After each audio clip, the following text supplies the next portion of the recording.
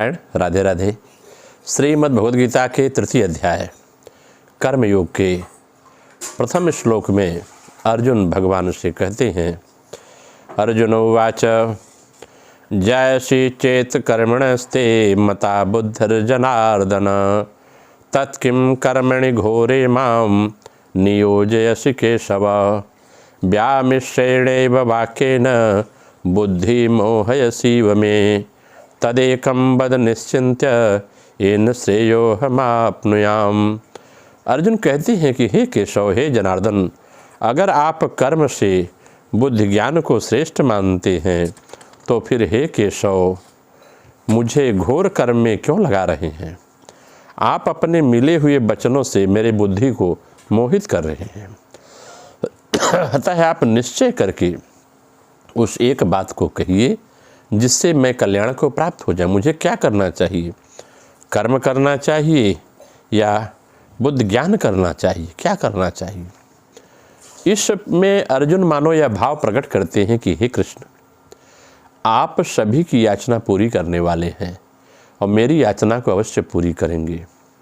मनुष्य के अंतःकरण में एक कमजोरी रहती है कि वह प्रश्न करके उत्तर के रूप में भी वक्ता से अपनी बात अथवा सिद्धांत का ही समर्थन चाहता है। इसे कमजोरी इसलिए कहा गया है कि वक्ता के निर्देश का, चाहे वह मनोनुकूल हो अथवा सर्वथा प्रतिकूल हो, पालन करने का निश्चय ही शूरवीरता है। शेष सब कमजोरी या कायरता ही कही जाएगी। इस कमजोरी के कारण ही मनुष्य को प्रतिकूलता सहने में कठिनाई का अनुभव होता है। जब वह प्रतिकूलता को सह नहीं पाता तब वह अच्छाई का चोला पहन लेता है, अर्थात वह भलाई के भेष में बुराई आती है। जो बुराई भलाई के भेष में आती है उसका त्याग करना बड़ा कठिन होता है। यहाँ अर्जुन ने भी हिंसा त्याग रूप भलाई के भेष में कर्तव्य त्याग की बुराई आ गई है। कर्तव्य त्याग की बुराई प्रकट हो जाती है। अतः वे कर्तव्य कर्म से ज्ञान को श्रेष्ठ मान रहे हैं। इसी कारण वे प्रश्न करते हैं कि यदि आप कर्म से ज्ञान को श्रेष्ठ समझते हैं तो फिर मुझे युद्ध रूप घोर कर्म में आप क्यों लगाते हैं? अगर आपकी मान्यता में, हे प्रभु, कर्म से श्रेष्ठ ज्ञान है, उत्तम है, तो फिर मेरे को शास्त्र विहित यज्ञ दान तप आदि शुभ कर्मों में भी नहीं लगाना चाहिए, केवल ज्ञान में ही लगाना चाहिए। परंतु इसके विपरीत आप मेरे को युद्ध जैसे अत्यंत क्रूर कर्म करने के लिए दिन भर मनुष्यों की हत्या करनी पड़े क्यों लगा रहे हैं?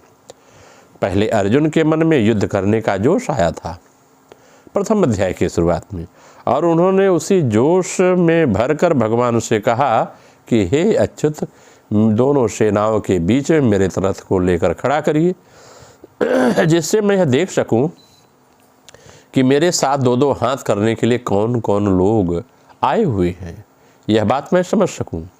परंतु भगवान ने जब दोनों सेनाओं के बीच में भीष्म और द्रोण के सामने तथा राजाओं के सामने रथ खड़ा किया और कहा कि तू इन कुरुवंशियों को देख, तब अर्जुन का कौटुंबिक मोह हो गया।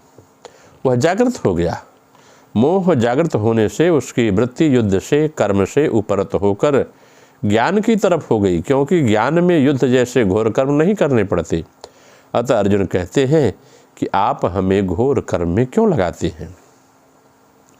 जब अर्जुन की मान्यता में दो बातें हों, और तभी यह प्रश्न बनेगा कि अगर आपकी मान्यता में कर्म से ज्ञान श्रेष्ठ है तो फिर मेरे को घोर कर्म में क्यों लगाते हैं? दूसरी बात यह है कि भगवान आगे अर्जुन के प्रश्न के उत्तर में दो निष्ठाएं कही है, ज्ञानियों की निष्ठा ज्ञान योग से और योगियों की निष्ठा कर्म योग से।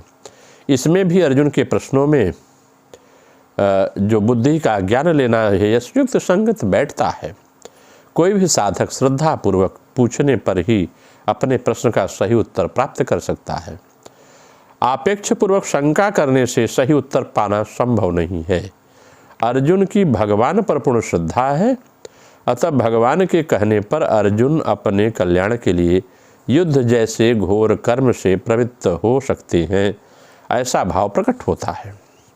अर्जुन का भाव है कि कभी तो आप कहते हैं कि कर्म करो कुरु कर्माणि, और कभी आप कहते हैं ज्ञान का आश्रय लो, बुद्धो शरण मन विच्छ। आपके इस मिले हुए वचनों से मेरी बुद्धि मोहित हो रही है। अर्थात मैं यह स्पष्ट रूप से नहीं समझ पा रहा हूँ कि मेरे लिए कर्म करना चाहिए या ज्ञान की शरण लेनी चाहिए।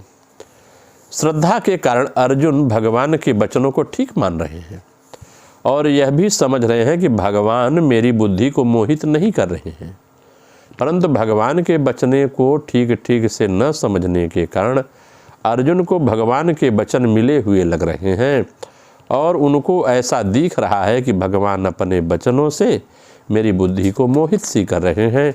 अगर भगवान अर्जुन की बुद्धि को मोहित करते तो फिर अर्जुन के मोह को कौन दूर करता, इसलिए भगवान ने मोहित नहीं किया है। कहते हैं मेरा कर्म, अर्जुन कहते हैं मेरा कर्म कल्याण करने से होगा या ज्ञान से होगा। जो मेरा कल्याण है कैसे होगा, कर्म से या ज्ञान से? इनमें से आप निश्चित करके मुझे यह बताइए जिससे मेरा कल्याण हो जाए। मैंने पहले ही आपसे कहा था कि जिससे मेरा कल्याण निश्चित हो वह बात मुझसे कहिए, और अब भी मैं वही बात आपसे कह रहा हूँ। अगर इस विषय की क्रिया योग में व्याख्या की जाए तो यह बात और स्पष्ट होती है। कर्म योग है कि क्रिया की परावस्था की प्राप्ति ही साधना का उद्देश्य है। इसमें ही मन शांत और निश्चिंत हो जाता है, प्रज्ञा भी प्रतिष्ठित हो जाती है।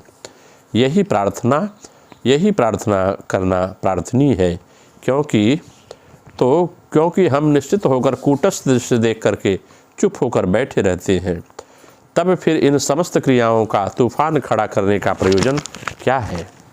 इंद्रिय संयम करो, यह न करो, बारंबार मूलाधार से आज्ञा चक्र पर्यंत प्राण को उठाओ गिराओ, यह सब आसान काम नहीं है। और इन घोर कर्म को करते हुए कैसे निश्चिंत रह सकता है, यह भी ठीक समझ में नहीं आता। इनसे तो जान पड़ता है कि बुद्धि में विक्षेप और चांचल्य की वृद्धि होगी महाराज। और आगे प्रश्न जो अर्जुन का लगता है, इसमें अर्जुन को ऐसा लगा कि भगवान एक बार क्रिया की प्रशंसा और दूसरी बार क्रिया की परावस्था की प्रशंसा करके दोहरी बात बोल गए। क्रिया करना या क्रिया की परावस्था में रहना मानो दोनों अर्जुन के पसंद के ऊपर निर्भर करता है। अतः अपनी इच्छा के अनुसार वह किसी विषय को चुन सकते हैं। इस समय यह निश्चय नहीं कर पाते हैं किसको चुने, यह अर्जुन का भ्रम है। भगवान दोनों की प्रशंसा करते हैं, अतः मन दोनों ओर दौड़ रहा है। साधना करना, अभ्यास करना, इन सब की अपेक्षा अर्जुन को स्थिर होकर चुपचाप बैठे रहना अच्छा लग रहा है। अब भगवान के मुँह से सुनकर यह क्रिया छोड़कर चुपचाप स्थिर होकर बैठने का आयोजन कर सकते हैं। यहाँ उनके मन की बात है। कुछ विचारशील और तत्पर साधक के लिए ऐसा सोचना संभव नहीं है। जब उनको पाने के दो मार्ग हैं तो जिस मार्ग को पकड़ने से उनके पास शीघ्रातिशीघ्र पहुंचा जाए वही मार्ग पर चलना ठीक है। ये क्रिया की अवस्था है। मोक्षस्य कारणम कर्म ज्ञानम व मोक्ष साधनम। वाल्मीकि मुनि के समान महापुरुष ने भी प्रश्न किया था कि मोक्ष का साधन ज्ञान है या कर्म। मोक्ष मार्ग पर चलने में ज्ञान और कर्म दोनों का ही प्रयोजन होता है। अतः दोनों ही मार्गों को प्रयोजनीय समझकर भगवान ने कर्म और ज्ञान दोनों की प्रशंसा की, क्योंकि मोक्ष के लिए ज्ञान योग और कर्म योग दोनों जरूरी है।